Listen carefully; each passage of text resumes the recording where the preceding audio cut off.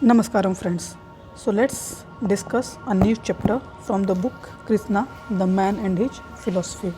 Name of this chapter is Action, Inaction and Non-Action, and this is chapter number 14. So let's start with our first question. You say that on Krishna's path self-remembering is enough. It does not leave room for any other spiritual discipline. But since you also speak about disciplining the seven bodies, can you give us a brief sketch of Krishna's discipline in the context of the seven bodies? So let's discuss it. There is no place in Krishna's philosophy for any spiritual discipline. So the question of disciplining the seven bodies does not arise. The path of discipline is quite different from that of devotion. While discipline is gradual, consisting of stages, devotion is integral and one without any stage. Discipline divides man into different bodies and works in stages. Devotion does not do anything like this. For the sake of making the spiritual journey in stages, those who believe in discipline have divided the human body into seven parts. Each part is used as a stepping stone to another. But devotion does not believe in dividing man. It accepts him as one piece, a whole and indivisible entity. Devotion absorbs the devotee wholly and totally into its bosom. Spiritual discipline has a variety of divisions and subdivisions. One discipline divides man into seven bodies, another divides him into seven chakras or centers. Different disciplines have different ways of dividing and subdividing. But devotion rejects all divisions straightway and accepts man in his totality, and it is the total man who is called upon to remember himself.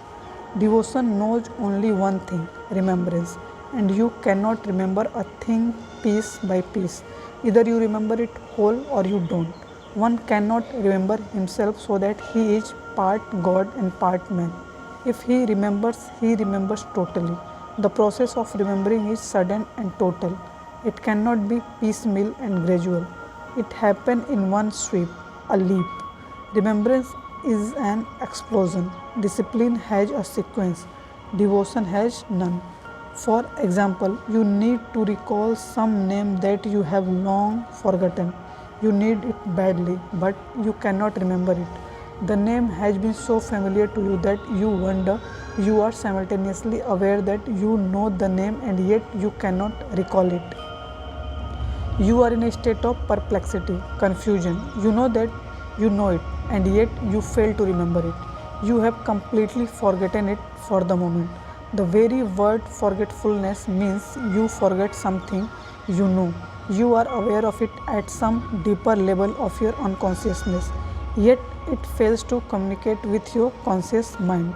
So you have to build a bridge between these two parts of your mind. What do? You try different ways to recall this one very familiar name that you need so urgently. You strain your mind, you scratch your head, you close your eyes and twitch your brows, and yet it goes on eluding you. Nothing works. The more you strain yourself, the more difficult it becomes to find it. The more you try, the more tense you become. This tenseness becomes another barrier between you and your mind. A tense mind goes into pieces. A quiet mind collects itself and becomes whole again. Your difficulty is that the more you strain your mind to remember the name, the more you become incapable of doing it. A part of the mind is trying hard to recall it, and another part is simultaneously worrying and cursing itself for its incapacity to do it. Two suggestions contrary to each other are being fed into your mind simultaneously, and they are enough to incapacitate it, to paralyze it. They also undermine your self-confidence. Then some friend come along and you tell him about your difficulty. He tells you to drop it and engages you in some conversation which has nothing to do with the name you are trying to remember. You take 2 cigarettes out of your pocket and you and your friend begin to smoke, talking about trivia. In the meantime, you forget your worry about the name. and the wonder of wonder happens. The whole name suddenly pops up and you have it once again. What has happened? How is it that you remember it suddenly in a state of relaxation? The reason is simple. As soon as you gave up straining yourself for the name, the tension caused by the opposing pulls on the mind just disappeared and you entered into a state of relaxation. Before, your mind was split into two parts, one which possessed the name and the other which wanted to recall it, and they were fighting with each other.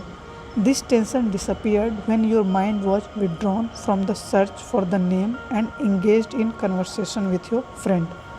The cigarette added to your relaxation, and the name surfaced.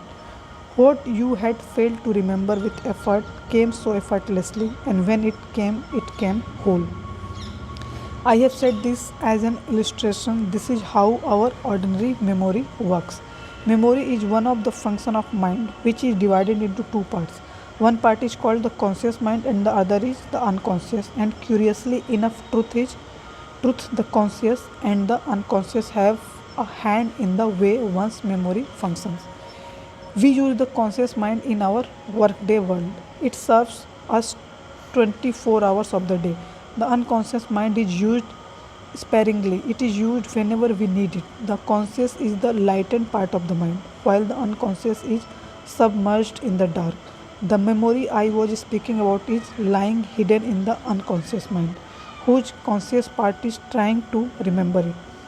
The conscious part of the mind is fighting with its unconscious part, and so long as this fight continues, you cannot recall a thing. Remembering is possible only when the fight stops and the two conflicting parts of the mind are put together. Then, that which was standing on the doorstep of the unconscious, which made you certain that you knew it, emerges into the conscious and you have it. Remembering the divine, or what we call self remembering, goes even deeper than the unconscious. It is not buried in the unconscious, it is beyond it. There is yet another part of the mind which is called the collective unconscious. Let us try to understand it in another way. As I said, the conscious is the superficial part of the mind which is lightened, and below it lies the unconscious buried in the dark. Then below the unconscious lies the collective unconscious, and at the bottom lies the cosmic unconscious, which is the mind of the entire universe, which is the total mind, the universal mind. Remembrance of God or self remembering happens at the level of the cosmic mind, which is the ultimate in consciousness. God or self is known when we become completely integrated not only with our unconscious and collective mind but also with the cosmic consciousness, which is of the highest. To be in contact with the cosmic mind is what we call the contact high. I will explain it in yet another way. When you meditate here at the camp and go deep into meditation, you first come in contact with your individual unconscious mind. Then some of you begin to scream and cry, and some others dance and whirl and sing. All these activities arise from your individual unconscious. And by the end of the first stage of this meditation, you cease to be individuals. You all become a collectivity. Now you are not individual entities separate from each other. You are a collective whole. This is the moment when you go deep in meditation and touch those levels of the mind which are part of the collective mind. Then you don't feel that you are dancing. It feels that dance is going on and you are just a part of it. Then it does not seem that you are laughing. It seems the cosmic laughter is happening and you are just a participant in it. Then you don't feel that you are. It feels that only existence is, and everything in existence is dancing. Stars are dancing, mountains are dancing, birds are dancing, every particle under the sun is dancing. Then your dance becomes a small but integral part of the universal dance.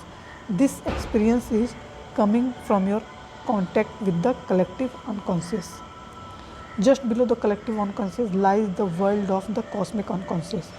You arrive there via the collective unconscious, and once you are connected with the cosmic unconscious, your awareness undergoes a complete mutation. Then you cease to feel that you are a part of the whole. Rather, you know that you and the whole are one. You are not a part of the total, but you are totally itself. And then you suddenly remember who you are. This remembrance shoots up like an arrow from the depths of the cosmic unconscious and fills your conscious mind. Then you also ask and know simultaneously that this awareness that you are the Brahman, the ultimate, the supreme, is nothing new. It has always been with you, buried deep in your cosmic unconscious. I divided the process of remembering into four parts just to make it easier for you to understand. Krishna would never consent to this division, nor do I. In fact, remembering or consciousness is nowhere fragmented, it is an integrated whole. The conscious and the unconscious are extensions of the same intelligence, which is one and individual. In our innermost depth, we are aware that we are God. We are divine. We don't have to become divine. We have only to discover our divinity. It is really a matter of recognition. The seer of the Upanishad says in his prayer, O Son, please uncover the truth that is covered with gold. It simply means that truth is veiled and it has to be unveiled. Divinity is not to be achieved but unveiled and recognized. What is it that veils it? It is our own forgetfulness, our unconsciousness, which covers the truth. In fact, we make do with a very tiny part of our mind. A major part of it remains unused. It is like a person owns a big place but lives in its porch. And he has become so accustomed to the porch that he has forgotten altogether that he owns a large palace which is just behind. Really, there can be no porch without a house. The porch is only the entrance to the house. But we have forgotten the large house that our mind is, and we spend our whole life in the porch. Our conscious mind is nothing more than a porch. It is not that the conscious ever gets completely disconnected from the larger mind, but we never enter and explore it, so we get psychologically isolated from it, but deep down we know it is there. Entry into the depths of the unconscious does not take place in stages, it always happens in a leap. Of course, we can discuss and understand the unconscious in terms of parts. Those who follow the path of spiritual discipline do so piece by piece. Krishna's path, however, does not accept discipline. He says over and over again that we are already divine, but since we have forgotten it, we have only to remember it again. That is why the Upanishad repeatedly says it is just a matter of remembering. We have to remember who we are. It is not that we have lost our godliness, we have only forgotten it. It is not that godliness is our future, which we have to become. It is sheer forgetfulness. And that makes a great difference because spiritual discipline believes that we have lost something which we have to regain, or it thinks we have to become something which we are not, or it is presumed that we have to use discipline to get rid of many wrong things that we have acquired through wrong living. But in the process of remembering, we have neither to regain something nor to become something. We have only to remember that which we have forgotten. We are what we are, and it is divine. Nothing has to be added or subtracted. Only a screen of forgetfulness, oblivion, divides us from our real being, our divinity. Devotion is the fountain of Krishna's teaching, and remembering is the basic to devotion. But the devotee has forgotten remembering altogether and instead has taken to chanting. He goes on chanting the name of Rama. The Sanskrit word smaran for remembering has been corrupted. It has become sumiran and sruti, and these other words have taken different connotations. Chanting Rama's name will not make you remember that you are Rama or God. Even if someone constantly repeats, I am God, it will not be of any use. Remembering has nothing to do with chanting or repetition of names, but constant repetition of God's name can create an illusion. You will begin to believe that you are God. This belief will be illusory because it remains confined to the conscious mind while the unconscious remains absolutely untouched by it. Then, what is the process, the way of remembering? What is its technique? As I see, remembering comes through relaxation, silence, and emptiness. You don't have to do a thing to remember because activity will hinder rather than help you to remember. Just sit quietly without doing a thing, just be still and empty. Through action, one can achieve something one does not have. By doing something, you can become something that you are not. If you want to become an engineer, you will have to do something to become it, or you will have to act if you want to possess a car. But remembering is an entirely different dimension. To remember something you have forgotten, you have to sit still and quiet and do nothing. Doing will only obstruct remembering. In its deeper meaning, remembering is total inaction. That is why Krishna lays so much emphasis on akarma or inaction. Inaction is his keyword.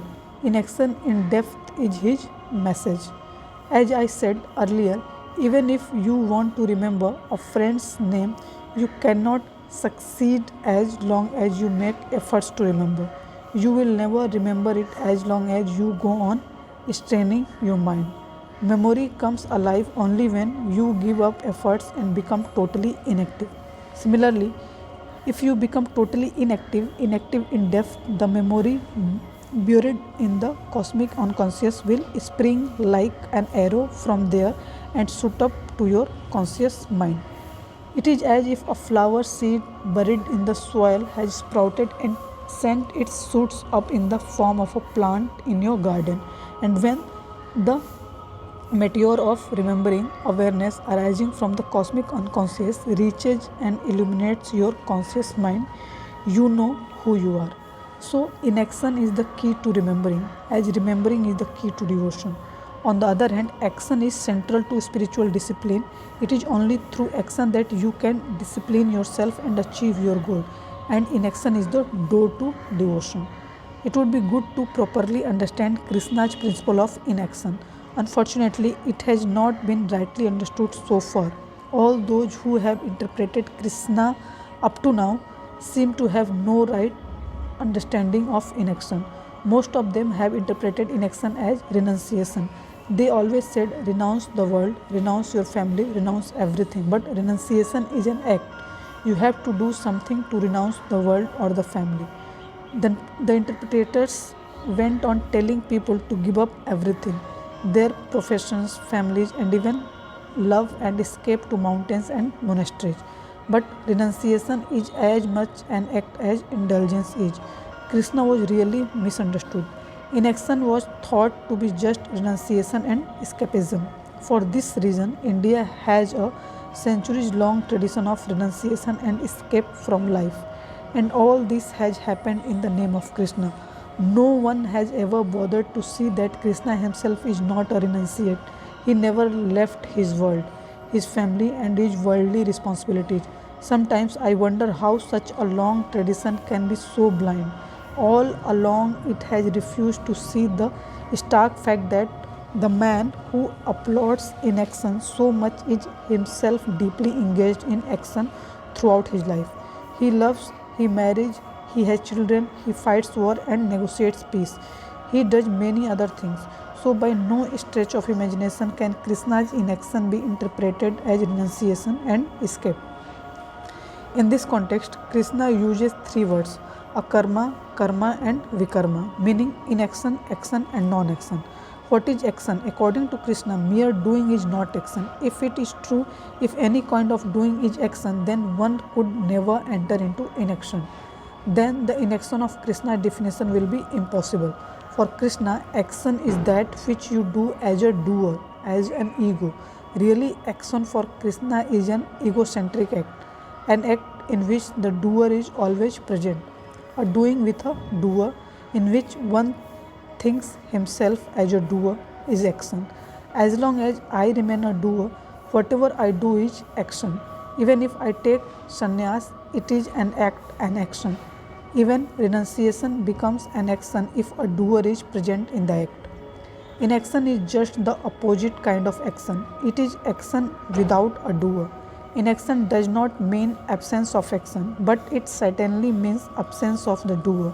An egoless action is inaction. If I do a thing without the egoistic sense that I am the doer, that I am the center of this action, it is inaction.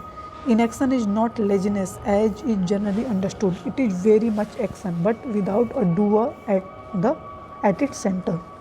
This thing has to be clearly understood. If the center, the ego, the I, the doer ceases and only action remains, it is inaction. With the cessation of the doer, every action becomes inaction. Action without a doer is inaction. It is action through inaction.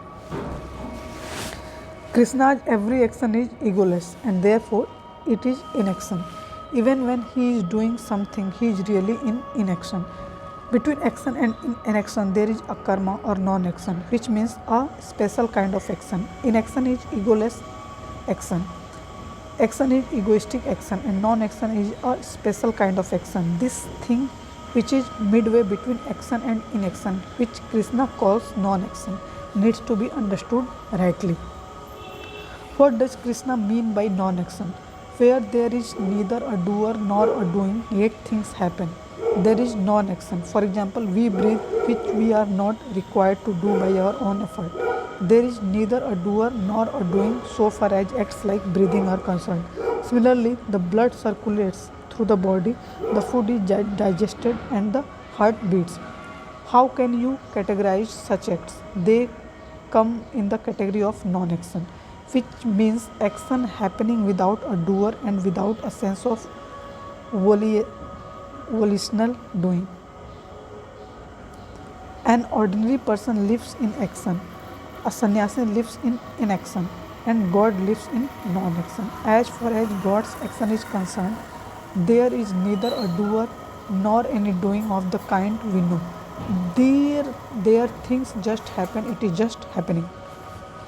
There are a few things in man's life too that just happen, and these are non-actions. In fact, these actions are divine operations. Do you think it is you who breathe? Then you are mistaken. If you were the master of this action known as breathing, then you would never die really. Then you can continue to breathe even when death knocks at your door. But can you say you are not going to stop breathing, or try it otherwise? Stop breathing for a little while and you will know you cannot stop it either. Your breath will refuse to obey you. It will soon resume its breathing. In breathing, you are neither the doer nor the doing itself. Many things of life are like breathing. They just happen. If someone understands rightly what non-action is and comes to know its mystery, he will soon enter into a state of inaction, which is acting without a center and ego. Then he knows that every significant thing in life happens on its own.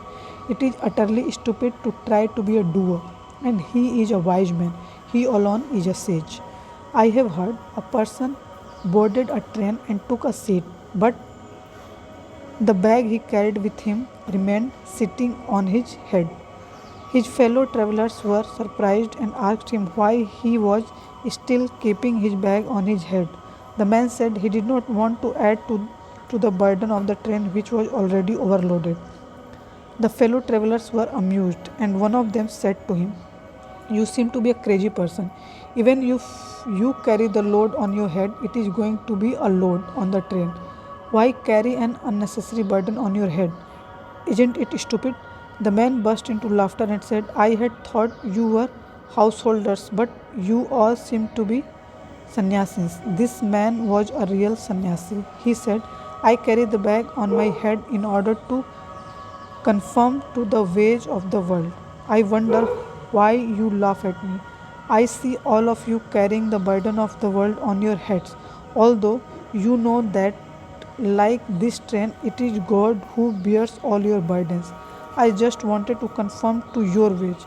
And then the man not only put the bag down on the train, but seated himself on it, saying, "This is the right way.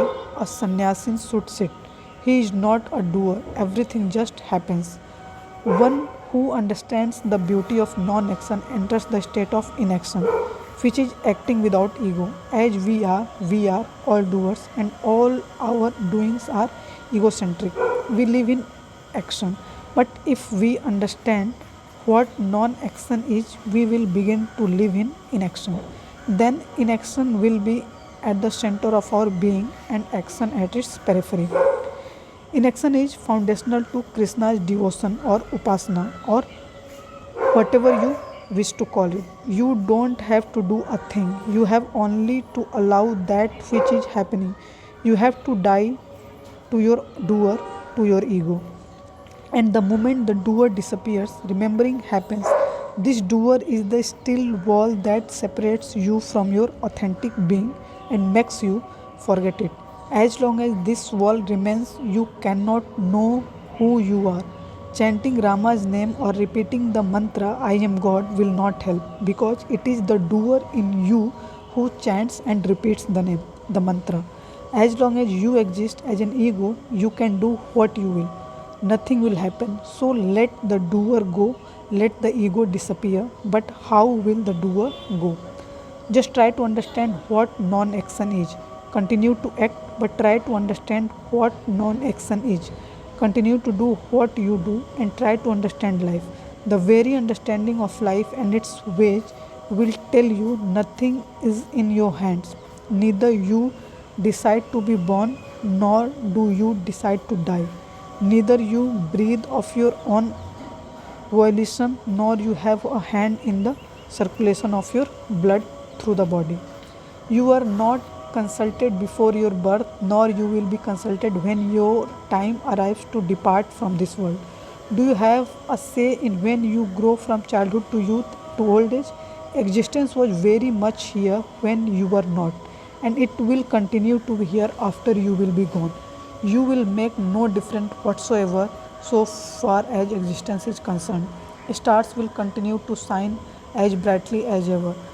Rovers will Flowers will bloom as they have always bloomed. Streams will continue to flow and birds continue to sing. We are like lines drawn on the surface of the water. No sooner they are drawn than they disappear. Then why carry this utterly unnecessary burden of I and our heads and suffer endlessly? If the whole of existence can go without me, why can't I go without me? To understand the deeper meanings of non action is wisdom.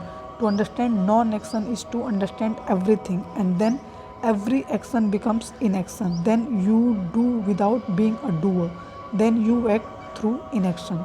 Non action is the gate to wisdom. It is alchemical, passing through ordinary action. If one encounters non action with understanding, he will soon come upon inaction, which in its turn leads to remembering.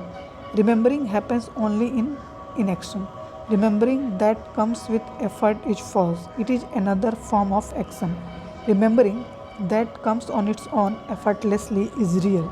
It comes straight from the cosmos. That is why we say that the Vedas are divine revelations.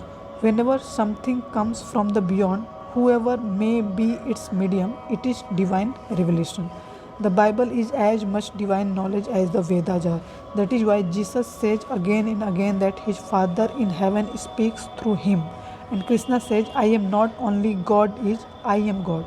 And it is I who am making the Mahabharata happen.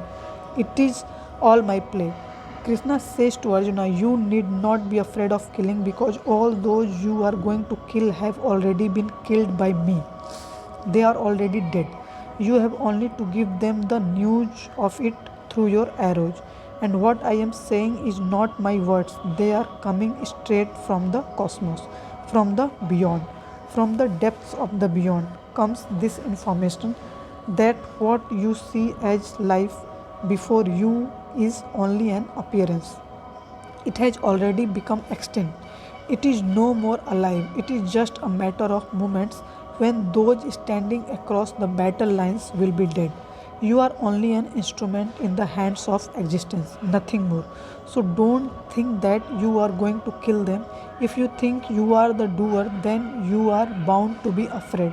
With the doer comes fear, anxiety, and anguish. Every suffering, every sorrow arises from the ego, the doer, which is a false entity. You are utterly mistaken if you think you are the doer. You are merely an instrument in the hands of the divine. Let it do what it wants to be done through you and let go of yourself. Therefore, while concluding the Gita, Krishna says to Arjuna, give up everything, give up all religions, all sense of the doer and doing, give up your ego and be established in inaction. Inaction is the technique of remembering. Now let's move on to the next question. So the question is, we are grateful to you for your superb exposition of action, inaction, and non action. You had explained to the foreign disciples of Mahesh Yogi when they met you in Kashmir last year about the significance of inaction in achieving self knowledge, and we have now no confusion about it. But some confusion surely arises from Krishna's exposition of inaction in the Gita. He emphasizes the importance of inaction, but it seems to be confusing because it has more than one meaning.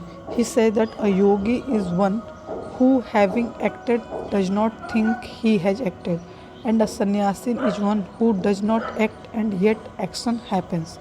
There is yet another side to this question which seems important. Shankaracharya says in his commentaries on the Gita that a wise man does not need to act because action belongs to the doer. And you say that we don't have to act because inaction happens on its own. But what will happen to Arjuna's individuality if he consents to be just an instrument in the hands of existence? So let's discuss it. Krishna says that when one acts as if he does not act at all, it is yoga. Yoga means action through inaction, to become a non doer in yoga. The other thing he says is that when one does not do a thing and yet knows he has done everything, it is sannyas. This is another side of the same coin. Doing nothing, everything is done. Sannyas and yoga are two sides of the same coin. Of course, they are two opposite sides of the coin, but they are inseparable. It is difficult to say where the one side ends and the other begins. It is true that the one side is the opposite of the other, but they are so inextricably joined that one cannot be without the other. In fact, there cannot be a coin with only one side. It has to have two sides, one opposite to the other. They really complement each other. They are not at all contradictory. Its front and back together make up a coin. There is no contradiction whatsoever in the two statements of Krishna, and there is no room for confusion either. If you look at a wise man from his front side, he will look a yogi, and the same wise man will look a sannyasin if you view him from the rear. And Krishna's definition of the two sides is absolutely right. He defines a wise man who is both yogi and sannyasin as one who is actively inactive and inactively active. And remember, these two sides are simultaneously present in one who knows the truth. It is not possible to separate one of his sides from the other. One who acts through inaction can also be non acting through action. These are two sides of the same coin, and there can be no coin with a single side. Up to now, it has not been minted anywhere. It is a different thing that we look at it from a single side. It depends on us. Krishna look at it from both sides. Krishna is trying to explain truth from all of its sides.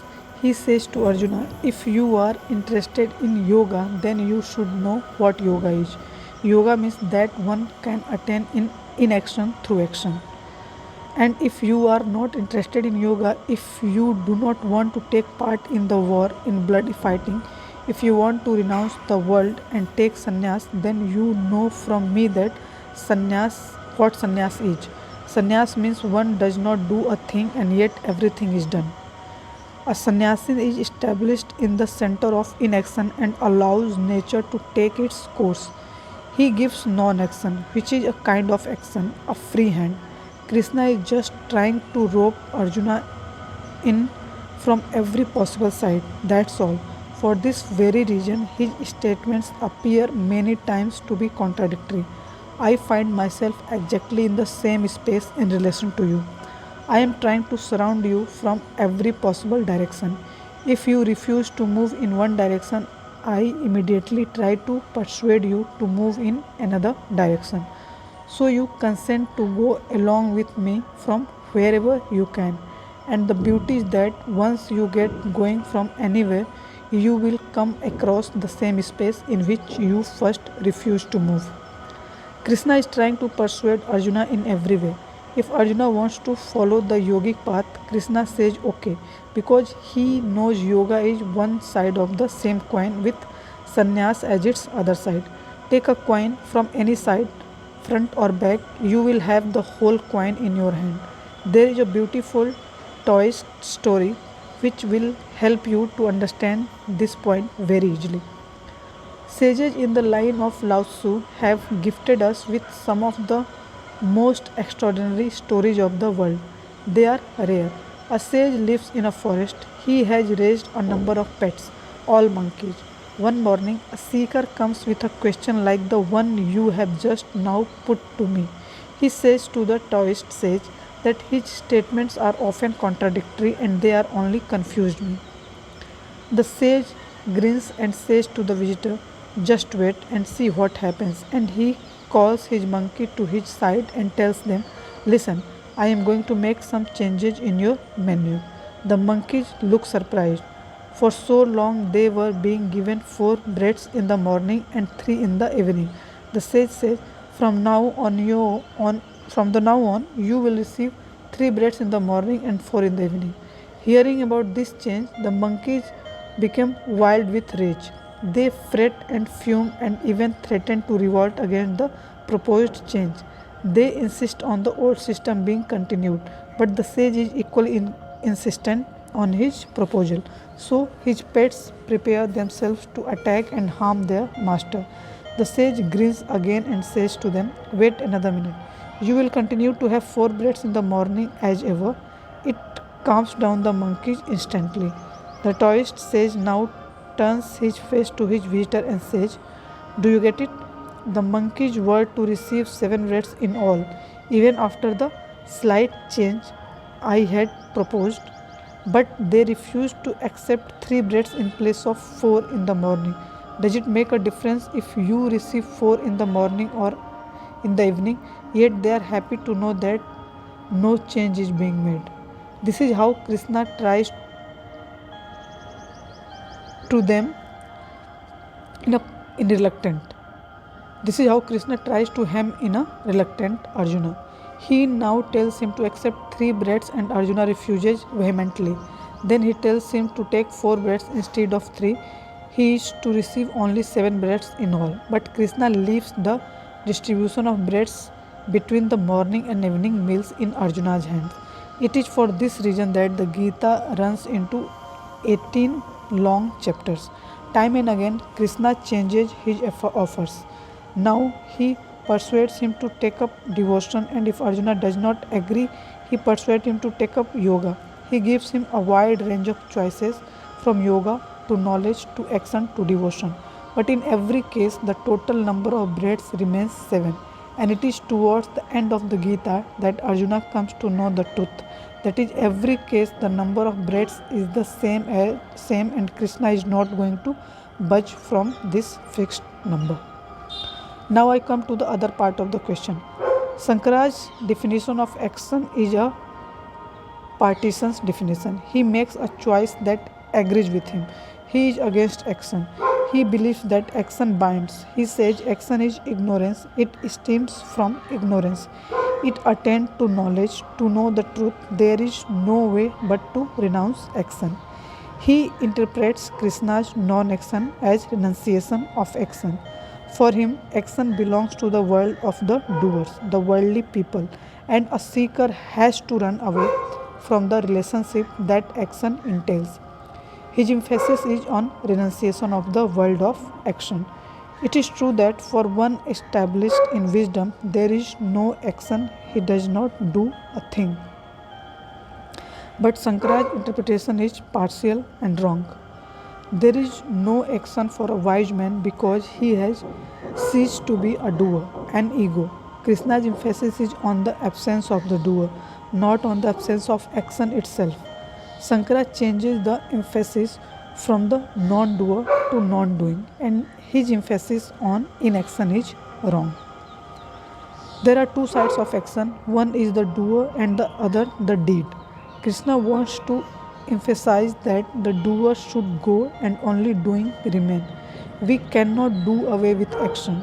Never mind the doer, the ignorant, worldly person. Even God cannot do without action. This universe is His work, His handicraft. Without God working on it, this universe would not survive for a split second. How does the universe keep going? The energy behind it keeps it going. So let alone the wise, even God cannot give up action. Krishna's whole emphasis is on the cessation of the doer, but an escapist sannyasin, one who runs away from the world, emphasizes inaction. This is the reason Shankara has to declare the world to be Maya, an illusion. He means to say that the world is not real, not the work of God. It is an illusion. It does not really exist. It is difficult for Shankara to accept the world as real. If all these suns and stars, moons and rivers, trees and flowers, animals and insects are his handiwork, then he is also a workman and not a renunciate. Then why ask human being alone to take sannyas? And Shankara is a sannyasin. He does not want to get embroiled in the validity of action. In fact, logic has its own difficulty. If you get hold of a particular line of argument, then you have to pursue it to its logical end, and it has its corollaries which cannot be bypassed. Logic is a hard taskmaster. Once you get involved in it, you have to follow it to its end. Having once accepted that action is ignorance and bondage and that there is no action for a wise man, Shankara has no choice but to declare the world an illusion, a dream, because there is an immense world of action all around us. It is action and action all down the road. So, to escape it, Shankara calls it Maya, an appearance which is not real. He says the world is magical. It is like a magician sows a mango seed and instantly it grows into a mango tree with branches and foliage. In fact, it only appears to be there. There is neither seed nor tree. It is just a hypnotic trick. But the irony is that even if the tree is a magical phenomena for the spectators, it is real work for the magician. It is through his concrete action that the tree takes on an appearance. After all, hypnotizing the spectator is an act in itself. This is the dilemma in which Shankara finds himself by denying action. To deny action, he denies the whole world and calls it Maya, a dream. But how to explain the illusion? Even if it is an illusion of our own making, it is God who allows us to create and see it as such. How can it be there without His implicit consent? Maybe the world is false, but what about our perception of it?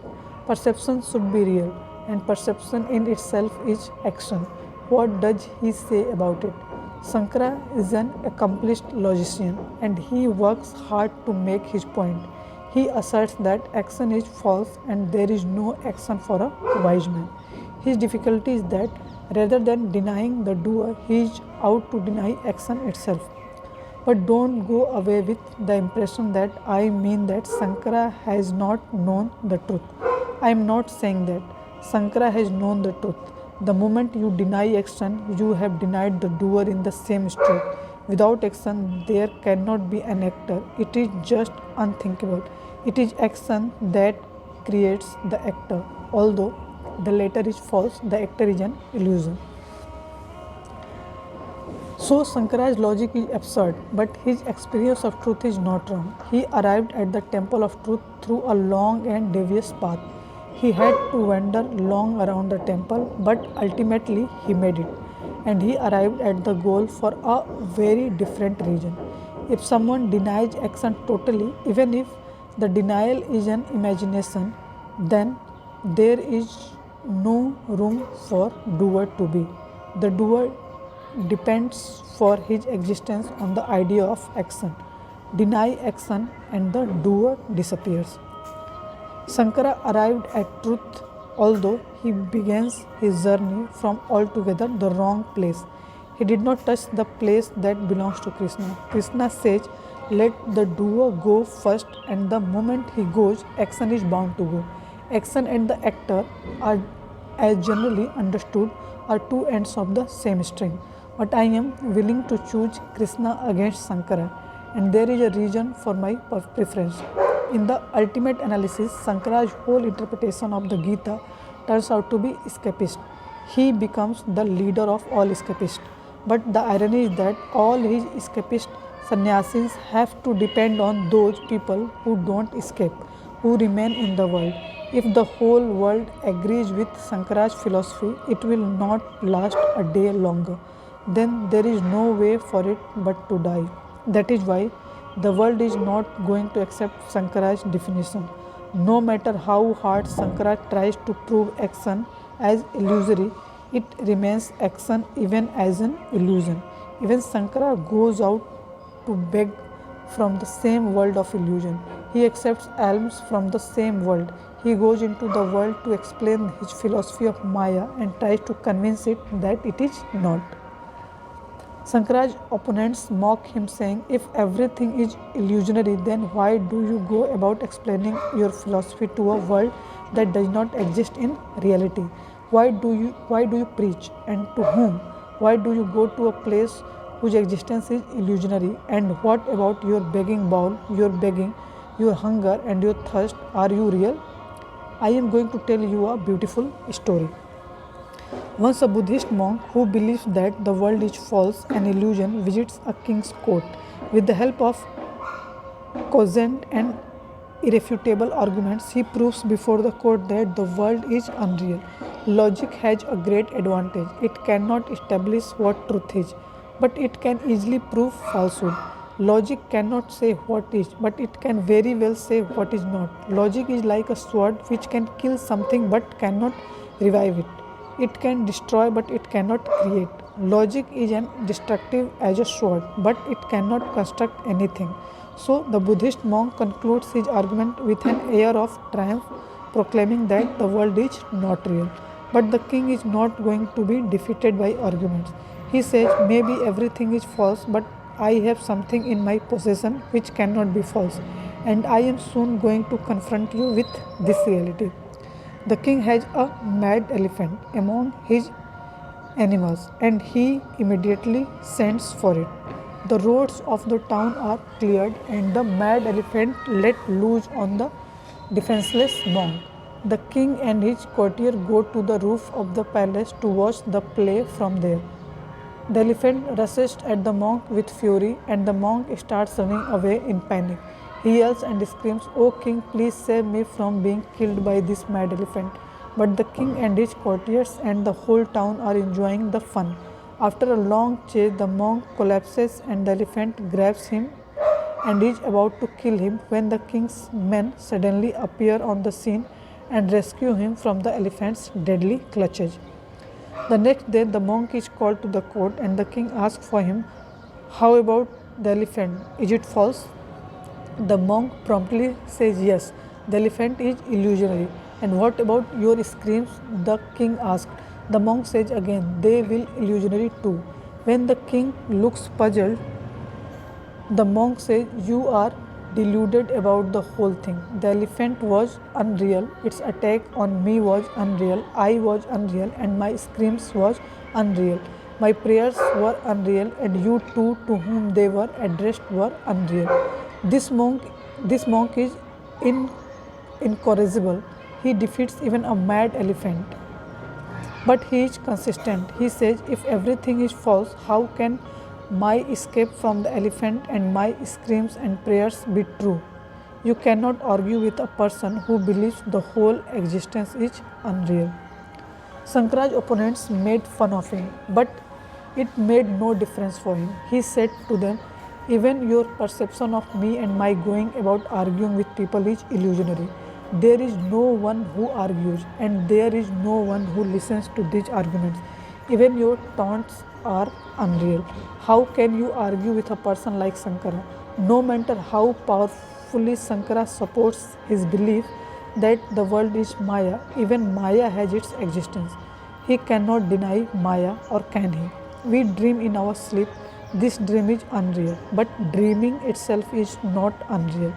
You cannot deny the existence of the state of dreaming as part of man's consciousness. A beggar dreams that he is a king, which is not a fact, but his dreaming is a fact. I take a rope for a snake, which is false. But what about my deluded perception itself? Even as delusion, it is very much there. Granted that there is no snake, but what about the rope? The rope exists, and even if you deny the perception as real, you cannot deny the one who perceives. We cannot deny existence totally. In the ultimate analysis, it is there. Descartes is right when he says that we can negate everything, but we cannot negate the one who negates. We can negate everything, but how can we negate Sankara? Sankara has to survive in order for his negation to survive. Therefore, Sankara's interpretation is partial and incomplete. He emphasizes one side of the coin and is unaware of its other side. His denial of the other side is wrong. A coin has to have two sides. It is true, however, that Sankara is less confusing than Krishna. For this reason, he created a large following and a self-confident following at that. Krishna could not do that. The truth is that in India, Sankara alone has the largest group of followers, all self-confident, assertive sannyasis. It is so because Sankara's approach is simplistic. He speaks about only one side of the coin without worrying that another side exists as well. Presentation of both sides together is difficult, so subtle and complex that it needs great intelligence to understand it. That explains why most of Sankara's sannyasis are stupid. It is true that sannyas in India came with Sankara, but it is also true that it is lackluster and stupid at the same time. It takes great intelligence to stand alongside Krishna. Such an intelligence refuses to be confused by contradictions because contradictions are inherent in life. Most of us get confused and bogged down by contradiction because Sankara denies all contradiction. His commentary on the Gita has achieved immense popularity in this country. He was the first man who eliminated all contradictions, all confusions from the Gita and presented a simplistic and monotonous interpretation of Krishna's superb philosophy. But I say that no one has done so much injustice to Krishna as Sankara has, although it is just possible that if he had not commented on it, the Gita would have been lost to the world. It is because of Sankara's commentary that the Gita became known throughout the world, but this is what it is. Now let's move on to the next question. So the question is, it is said that Sankara's Maya world, illusionary world, really means a changing world, not a false one. What do you say? So let's discuss it. You can put any meaning you like, but for Sankara, it is its very changeability, its ever-changing character that makes the world unreal. That which is changing, which is not everlasting, he says, is false. That which was one thing yesterday is another thing today and will turn into something else tomorrow. It's false. Change is at the root of Sankara's definition of Maya, of illusion. He says, reality is that which is immutable and eternal. What is unchanging and unchangeable is truth. What is everlasting is truth. Eternity is Sankara's word for the truth, and changeability is his word for the world. That which does not remain the same even for a moment is false. If a thing was one thing a moment ago, turns into another thing this moment, and is going to something else the next moment, it means that it was not that which it was. It is not that which it is, and it will not be that which it will be. That which is not is false, and truth is that which ever was, is, and will remain the same. In Sankara's definition, change is synonymous with untruth and the unchanging is synonymous with truth. But in my vision, as also in the vision of Krishna, change is as much true as the unchanging. For Krishna, both the changing and the unchanging worlds are real. The reason is that the unchanging cannot be without the changing world. The wheel of change revolves on an axle that is itself still and unmoving. The changing wheel and the unchanging axle are interdependent. One cannot be without the other. The moving and the unmoving are like two wheels of the same chariot. Krishna absorbs all contradiction in himself. He rejects none, neither the moving nor the unmoving. For him, motion and rest are inextricably linked. You reject one and the other is rejected at the same time. If you understand Krishna rightly, then we have to accept that for the truth to untruth, it is essential and inescapable. Truth and untruth are as inescapably interconnected as light and darkness, life and death, health and sickness. The opposites are not really opposites, they are complementaries. They are two sides of the same thing, but our difficulty is we take them not only to the opposites but enemies to each other. People often ask me about the source of untruth, but they never ask about the source of truth. If truth comes from nowhere, why cannot untruth come from the same source? Those who debate over the ultimate knowledge always ask who is the author of falsehood, but they never raises the question who is the mother of truth. And if truth can happen without a mother, why should untruth have any difficulty? In fact, in this regard, untruth is in a better position than truth, because untruth means that which is not. It does not need any source, any Gangotri. No, it is wrong to ask about the source of truth and untruth. They exist simultaneously together. The question of their source does not arise.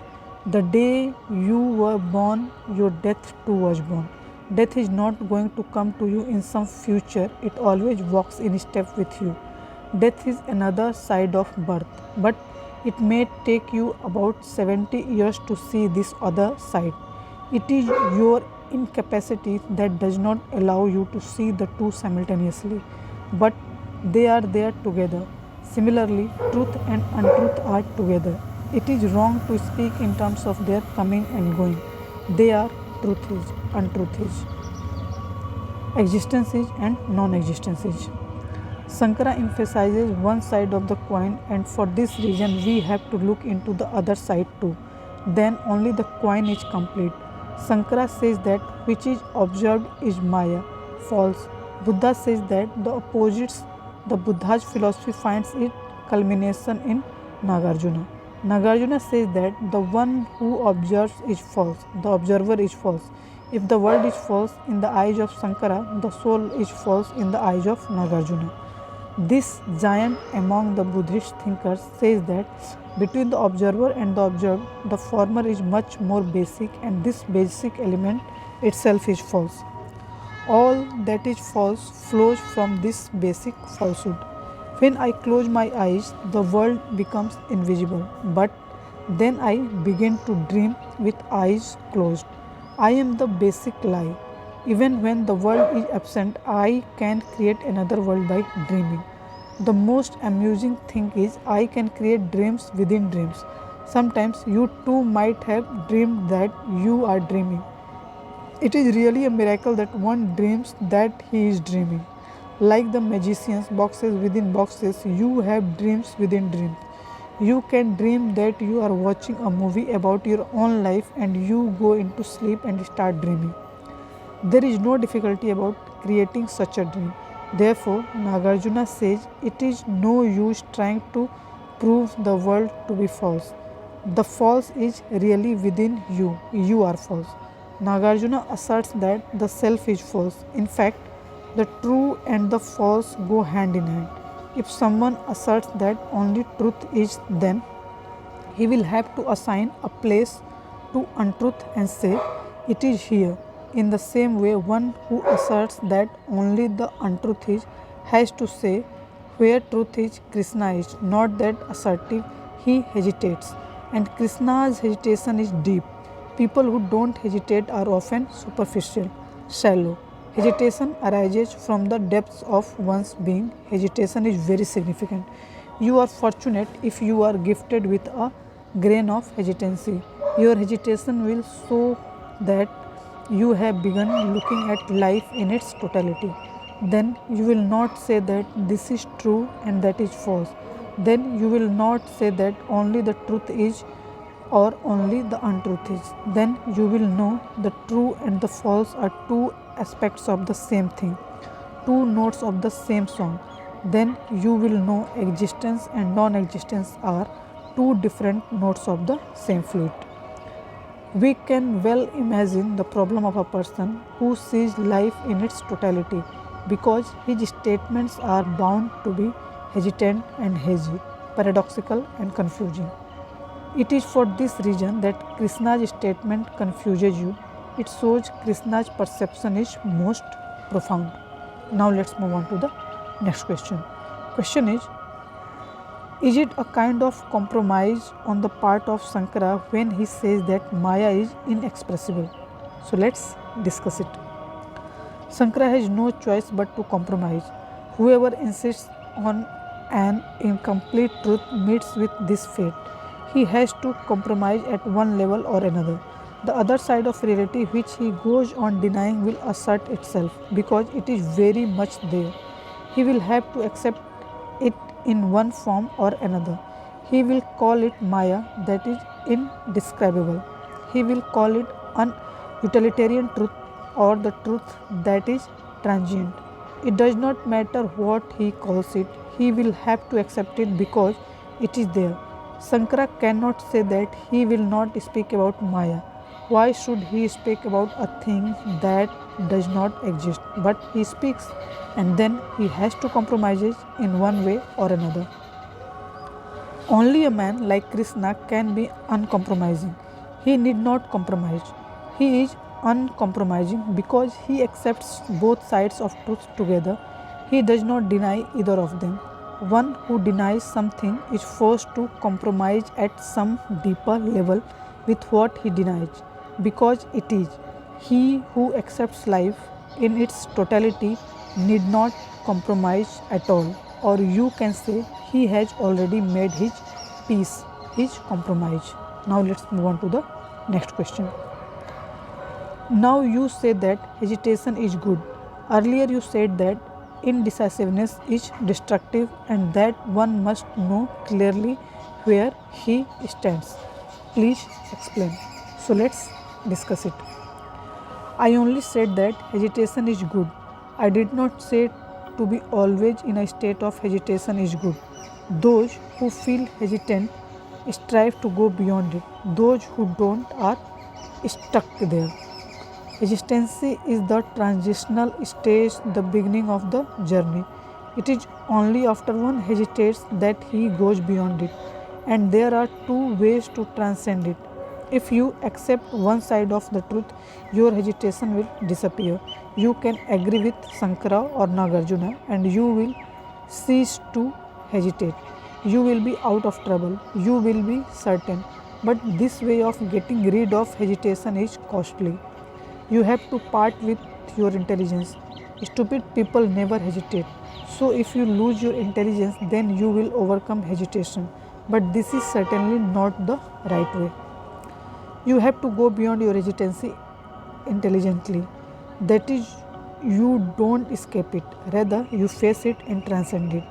Hesitation has to be transcended at the point where both sides of truth are seen as one and inseparable.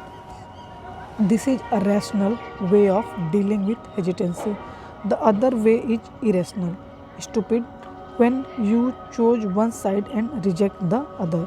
Then you go below hesitation, not beyond it. This is the way of the insane, who is also unhesitating, certain. There is a trans rational state above reason when you see the two sides as together and inseparable. Then all contradictions disappear, opposites go, and you come to oneness, unity, and integrity. That is why I say that hesitation is a blessing. It takes you from stupidity to intelligence. He is fortunate who hesitates because it opens the door to that which is beyond intelligence. Now let's move on to the next question. So the question is, you say that Shankaracharya's commentary on the Gita is incomplete. There are dozens of commentaries on the Gita. Can you say if any one of them is complete? Do you think Lokmanya Tilak's interpretation is complete? At least it does not take an escapist view of life. It is activist and moralistic. Or are you trying to synthesize Tilak's activism with Shankaracharya's supra moralism? So let's discuss it. No one commentary on Krishna is complete. It is not possible unless someone like Krishna himself comments on him. Every interpretation of Krishna is incomplete and partial. There are many sides to a single thing, and Krishna is a man of infinite dimensions. So every commentator chooses from them according to what appeals to him. Shankara establishes that sannyas and inaction form the cornerstones of the Gita. From the same Gita, Tilak chooses Karma Yoga, the discipline of action, and he brings all his arguments to prove that action is Gita's central message. Now, Shankara and Tilak are polar opposites. 1,000 years have passed since Shankara commented on the Gita, and in the course of time, his escapist philosophy has enfeebled India to her very roots, weakened her in many ways. By its nature, escapism is everlasting. Shankaracharya's teachings sapped this country's vitality and dynamism. 1,000 years' experiences were enough to turn the pendulum in the opposite direction. It became urgent that someone comment on the Gita, saying that it stands for dynamism and action. So Tilak comes forward with a statement which is at the other extreme of Shankara. While Shankara had chosen inaction and renunciation, Tilak chose activism and action. So Tilak's commentary is as incomplete as Shankaraj. There are any number of commentaries on the Gita. They are not in dozens but in hundreds, and the number increases every day. However, not one of them has done justice to Krishna's philosophy, and the reason is that not one commentator has shown the courage to be super rational. Each of them has tried to be rational and logical. In fact, a commentator cannot be other than rational. If he transcends the rational, he will not write a commentary on the Gita. He will instead create the Gita itself. When one attains to the super rational state, a Gita is born through him. Then commentary becomes unnecessary. A commentary means that you don't understand something in the Gita and I explain it to you by way of interpreting it. It is an attempt at interpreting something, and when you explain something, you have to keep within the bounds of logic and reason. The moment something transcends reason, it turns into a Gita, not a commentary on it. Now let's move on to the next question. What is that you are saying right now? So its answer is, one thing is certain, it is not a commentary. So next question is, and what is the other thing? Answer is, I leave that to you. Should not something be left to you? Now let's move on to the next question. Question is, a part of my question remains unanswered. Do you think the Gita will be complete if Shankara's supra-moralism and Tilak's activism are made into one piece? Because the supra-rationality that you speak about is echoed by Shankara, not Tilak. The latter is out and out a moralist. On the other hand, Tilak, not Shankaraj, Tilak not Sankaraj, echoes your positivism, your dynamism. Sankara is for renunciation. So let's discuss it. It is true, Sankara is a supra moralist. A moralist is action oriented. He says do this and don't do that. Sankara says every action is illusionary. Whether you practice asceticism or indulgence in stealing makes no difference. In sleep, now you dream you are a robber, and then you dream you are a saint. It does not make any difference in your waking state. On waking, you say both robber and saint are dream stuff. They are meaningless. For this reason, nothing is moral or immoral for Sankara. There is no way to choose between morality and immorality, just as there is no way to choose between two dreams. Choice is possible only between two realities because the world is an illusion. To Sankara, there is no place for morality in his philosophy. Sankara's vision is supra-moralistic, it transcends morality. The principle of inaction is bound to go beyond morality. When Sankara's commentaries on Indian philosophy were translated into the languages of the West, they were thought to be supporting morality. They were thought to be supporting immorality. Thinkers of the West said that Sankara's vision upheld immorality. If such a view that nothing is right or wrong, that all actions like dreams are the same, gains ground, then people will go off the track. They will simply sink into the mire of sin and degradation. And it is not surprising if the West reacts to this manner.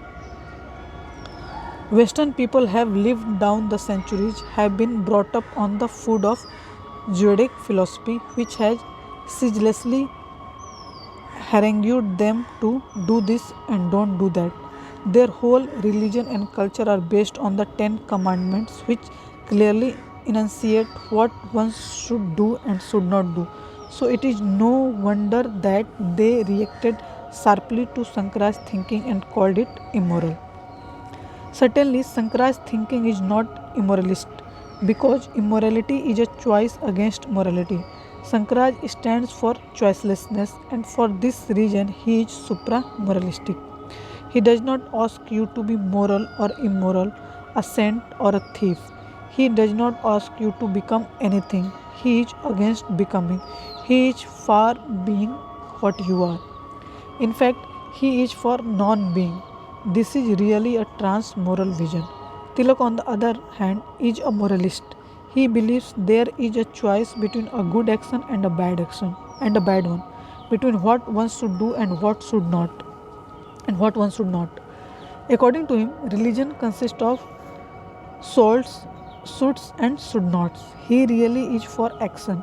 For this reason, he does not call the world unreal, it is real. The visible world is true for Tilak. It is not Maya or illusion. In the midst of this reality, we have to decide what is right and what is not right. And religion simply means choice of the right, virtuous, good. It is true that Tilak holds a wholly contrary viewpoint to that of Sankara. You ask whether it will make the thing complete if we combine Sankaraj supra moralism with the activism of Tilak? No, it will not be complete that way, and there are reasons for it. The basic reason we cannot make something whole by putting together its parts. It is like we break up a person's body into pieces and then put the parts together to make a whole person again. It is simply impossible. If a person is whole, then his parts will function in unison, but separate parts put together cannot make a person whole again. Parts put together don't make a whole. It is a different thing, however, that a whole consists of many parts. Many vision of Krishna takes in both Sankara and Tilak, but just a mixture of their viewpoints will not make a complete philosophy of Krishna. There is yet another reason why a blending of Krishna and Tilak will not make a complete Krishna. There are 1,000 views about Krishna, Sankara and Tilak.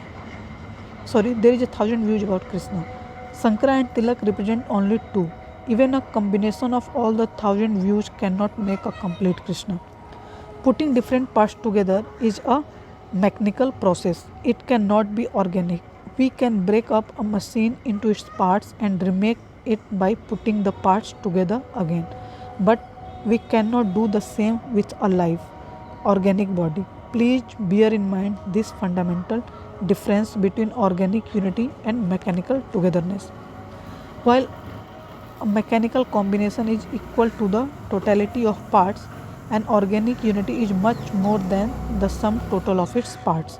For example, if we make a list of all the ingredients that make up a human body, like iron, copper, sodium, aluminium, phosphorus, and the rest of it, they will be worth 4 to 5 rupees, not more. 9 tenths of a human body is water, which does not cost anything at the moment, and the rest of these things are available in the market. If, however, you put them all together in the right proportion, they cannot create a live human body. They cannot.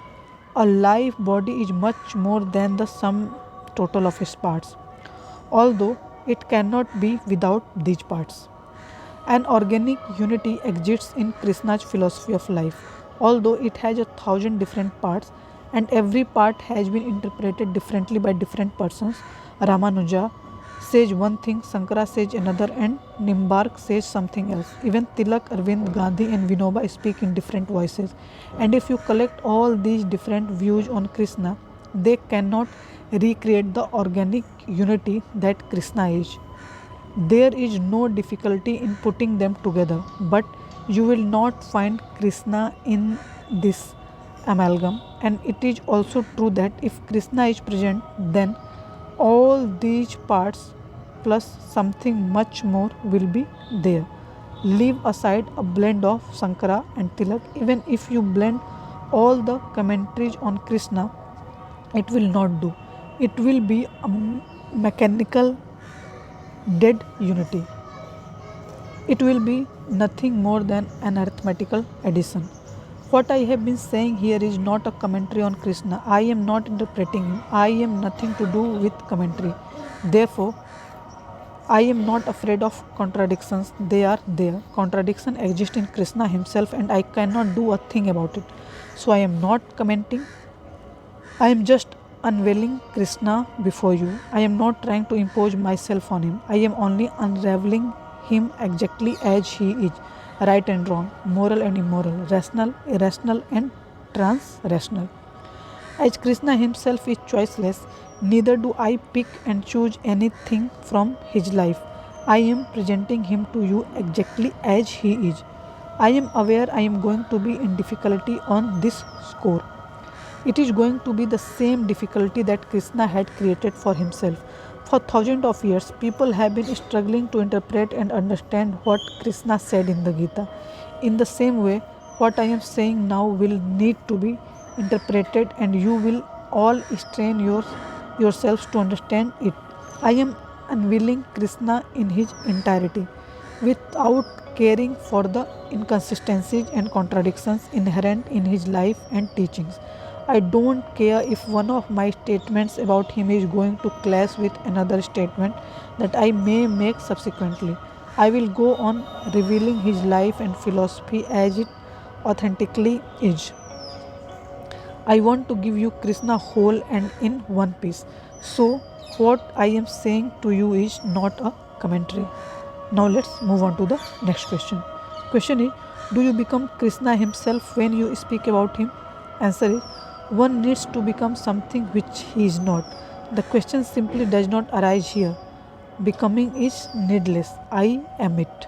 Now let's move on to the next question.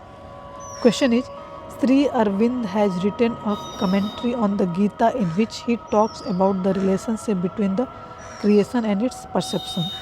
From one point of view, it is reality that is important, and from another, its perception is important. In his concept of the supramental, he believes that divine consciousness is going to descend on this earth. But this concept of his seems to be dualistic. What do you say? And do you think that Raman Maharshi's concept of Ajatvad, of unborn reality, is closer to you and to Chaitanya's concept of Achintanya Behad Behadad? Behad Behadvad, or unthinkable dualistic, not dualism. And can you shed some light on the episode of Arvind seeking Krishna's visions? So let's discuss it. All Arvind's talk of supra consciousness and the supramental is within the confines of the rational mind. He never goes beyond reason. Even when he speaks about the transcendence of reason, he uses rationalistic concepts. Arvind is a rationalist. Everything he says and the words and concepts he uses to say it belongs to the grammar of rationalism. There is a great consistency in the statements of Arvind which is not there in statements from supra-rationalism. You cannot find the same logical consistency in the statements of mystics. A mystic speaks in terms of contradictions and paradoxes. He says one word and soon contradicts it by another word that follows it. A mystic is self-contradictory. Arvind never contradicts himself. Arvind is a great system maker, and a system market can never be a supra-rational. A system is made with the help of reason. Supra-rational people are always unsystematic. They don't have a system. System is integral to logic. That which is illogical cannot follow a methodology or order. The unthinkable cannot be systematized. All the thinkers of this century who have crossed the threshold of reason are fragmentary in their statements. None of them followed a logical order. Wittgenstein, Husserl, Heidegger, Mario Ponti, and the rest of them have made fragmentary statements. Krishnamurti belong to the same category which denies system order. Their statements are atomic and they contradict themselves. Arvind's case is very different. The truth is, after Sankara, there has been no greater system builder in India than Arvind. But this is what makes for the weakness and poverty of his philosophy. He is very skilled in playing with words, concepts, and theories. But the irony is that the reality of life is far beyond words, concepts, and doctrines. His trouble is that he was wholly educated in the West, where he learned Aristotelian logic, Darwinian theory of evolution, and the scientific way of thinking. His mind is wholly Western. No one in India today is more Western in his way of thinking than Arvind. And ironically, he chose to interpret the Eastern philosophy with the result that he reduced the whole thing into a system. The East has no logical system. All its profound insights transcend logic and thought. They cannot be achieved through thinking. Eastern experiences go beyond the known, the knower, and knowledge itself. They all belong to the unknown and the unknowable, what we call mystery. And Arvind applies his Western mind to interpret the transmental experiences and insights of the East. He divides them into categories and makes a system out of them, which no other Eastern person could have done. So while Arvind always talks of the unthinkable, he uses the instrument of thoughts and the thing able throughout. Consequently, his unthinkable is nothing but a bundle of words. If Arvind had the experience of the unthinkable, he could not have categorized it because it defies all categories. One who really knows the unthinkable cannot live with categories and concepts.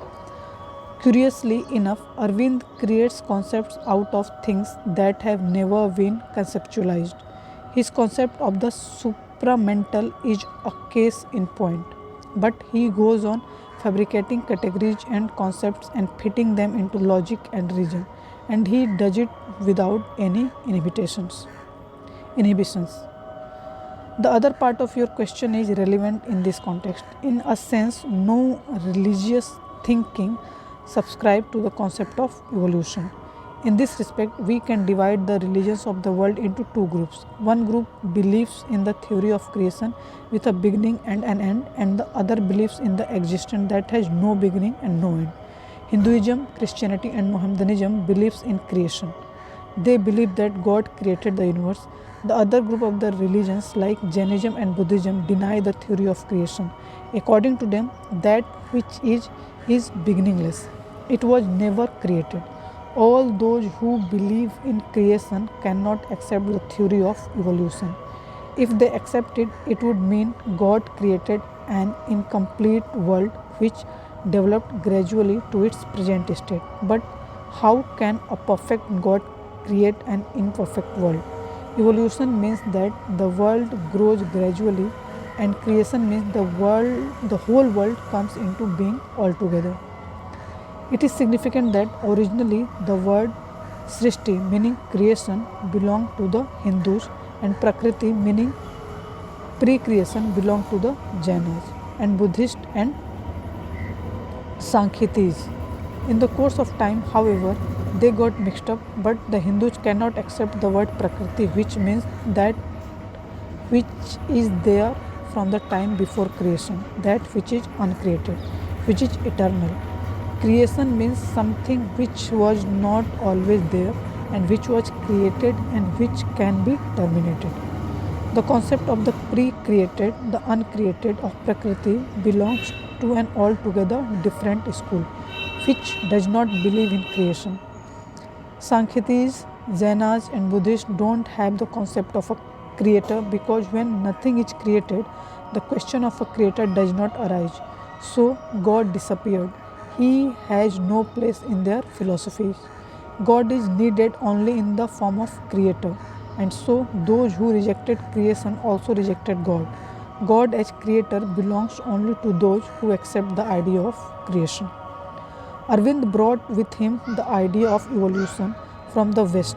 When Arvind was a student in England, Darwin's ideas were sweeping across Europe. Evidently, he was very much influenced by them. After his return to India, he studied Eastern philosophy and studied it deeply. I deliberately use the word studied to say that he did not know the truth on his own.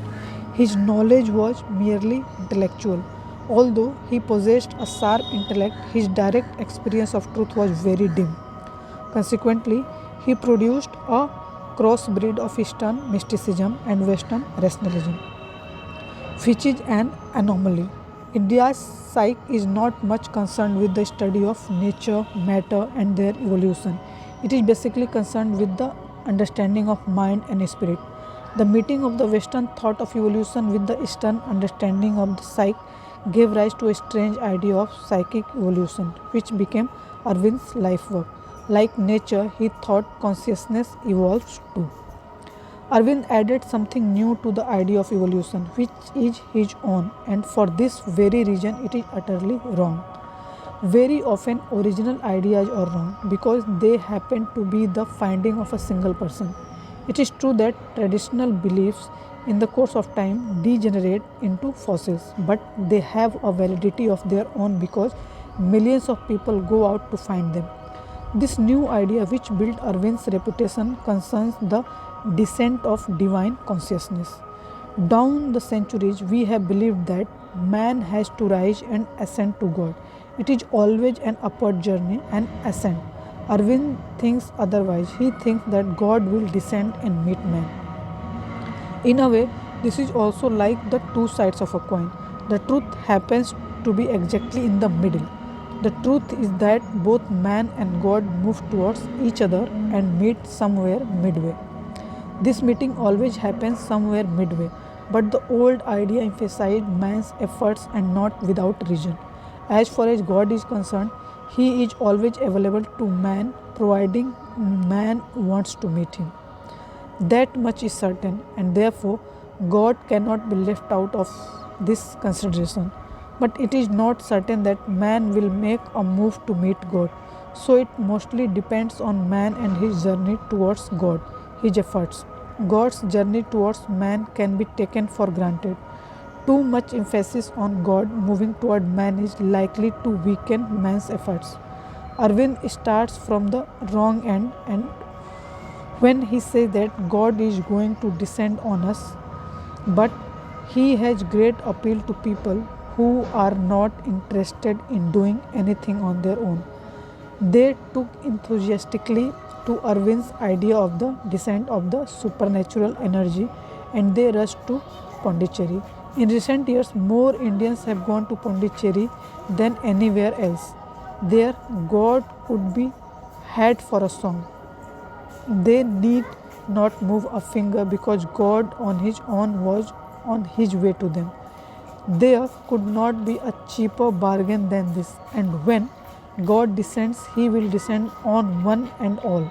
He will not make any distinctions. Many people believe that Arvind alone, sitting in seclusion,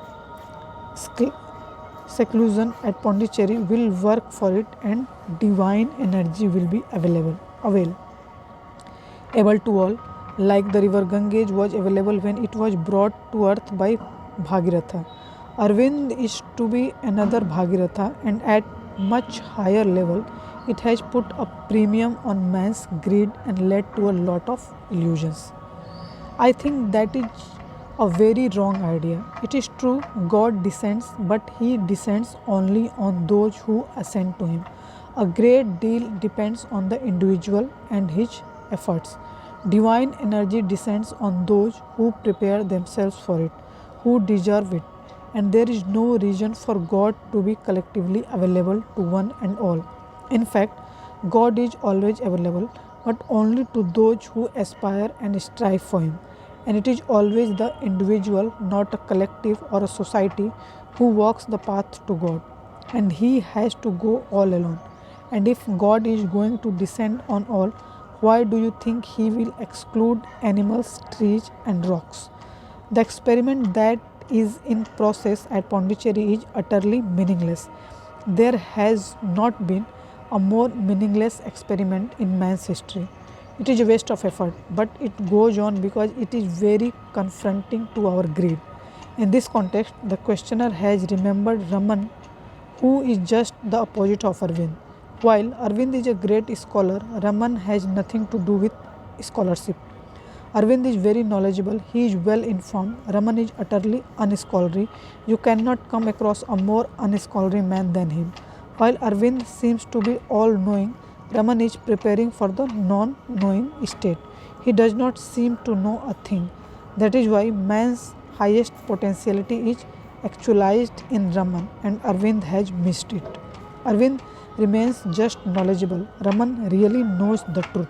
Raman attained to self knowledge, not knowledge. So his statements are straight and simple, free from the jargon of scriptures and scholarship.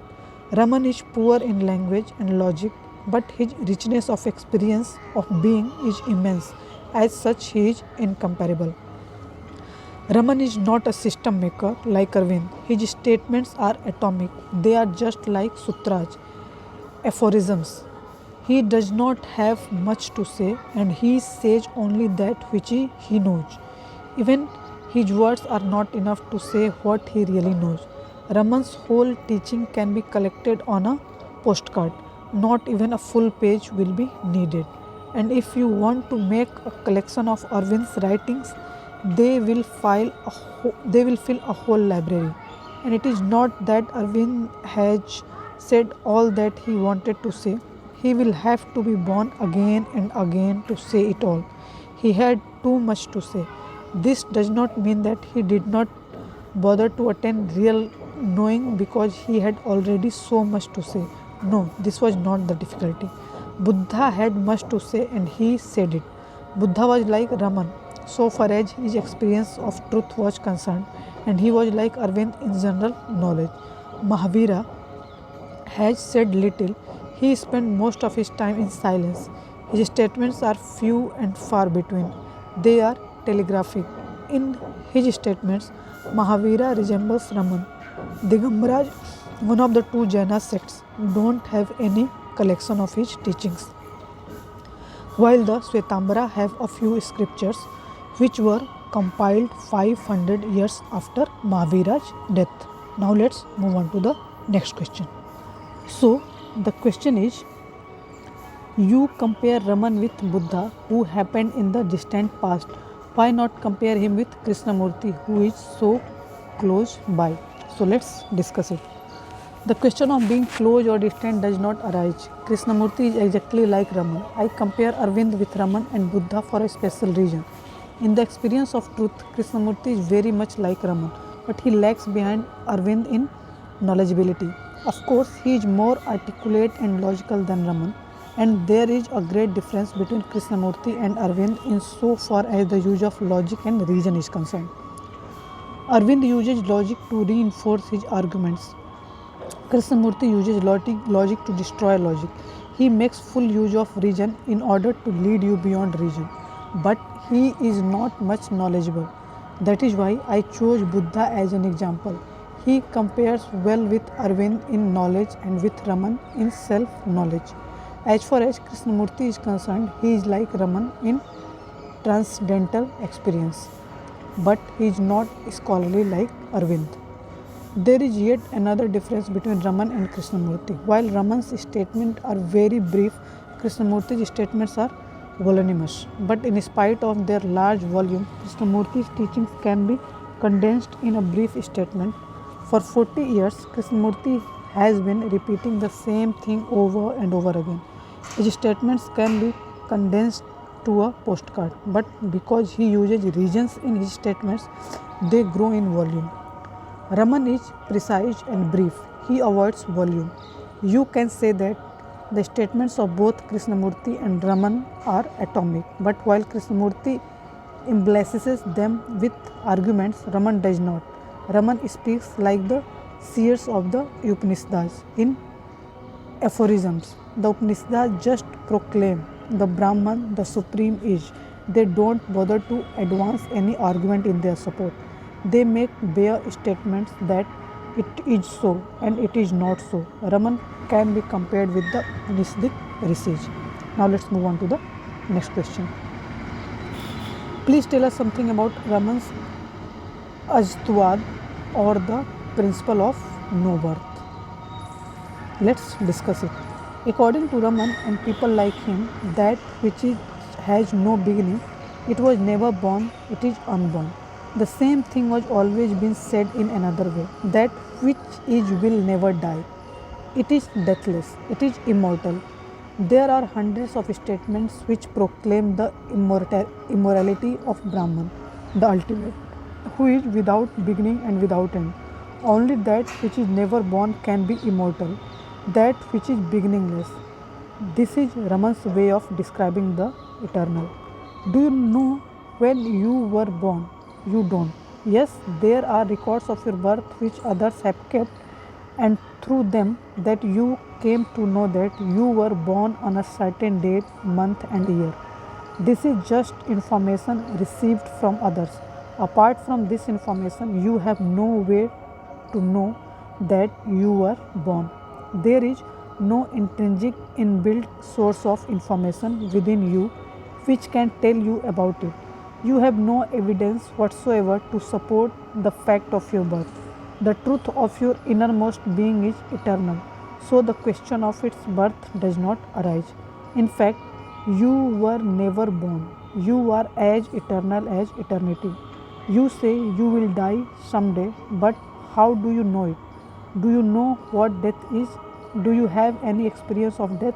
No. You will say you have seen others die, and so you infer that you too will die someday.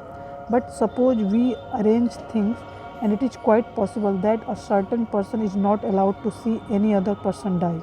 Can he know on his own that he is ever going to die? He cannot. So it is just your conjecture based on external evidence that you will die in some future. There is no internal evidence, no intrinsic source of knowledge within you which can sustain your conjecture that you will die. That is why a strange thing happens, that in spite of so many deaths taking place all around, no one really believes that he is going to die. He believes while others will die, he is going to live. Your innermost being knows no birth and no death. It is eternal. You only know that you are. Raman asks you not to guess, but find out for yourself if there is really birth and death. You have no inner evidence in support of birth and death. The only dependable evidence available within you says, I am. I too say to you, there is every evidence that makes you know I am, and if you go still deeper, you will know I am not. Then you will know only a state of amness within you. So, this is all about chapter 14. I hope you love the chapter, you enjoy the chapter, and gain some knowledge, some perspective out of it. So keep learning, keep enjoying, keep growing, and spread your awareness, your knowledge, your awakening to the whole world, so that each and every piece of this creation get benefited from it and live a full-fledged life in the creation. So keep growing, keep helping. Namaskaram. Thank you.